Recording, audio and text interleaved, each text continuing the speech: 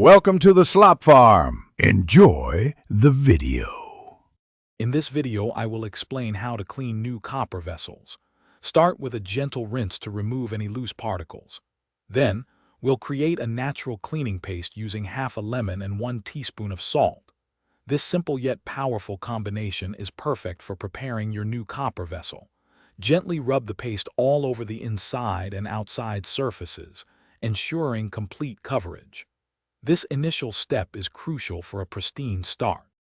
Now, with your lemon and salt paste ready, it's time to apply it. Use the lemon half itself as an applicator, dipping it into the salt and scrubbing firmly. Pay extra attention to any areas that look a bit dull or have slight discoloration. Let the paste sit for about 5 to 10 minutes. This allows the natural acids to react with the copper, lifting away impurities. After the paste has done its job, rinse the copper vessel thoroughly under running water. Make sure every trace of the lemon and salt mixture is gone, as any leftover residue can lead to new spots.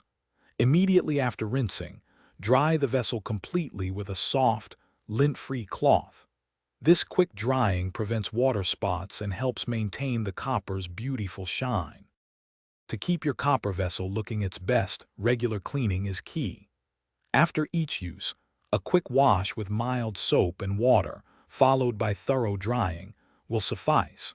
Remember to avoid harsh detergents or steel wool, which can scratch the delicate surface. Storing your copper in a dry environment will also significantly reduce the rate of tarnishing, preserving its natural luster for years to come. Thanks for watching. Consider subscribing if we helped you today.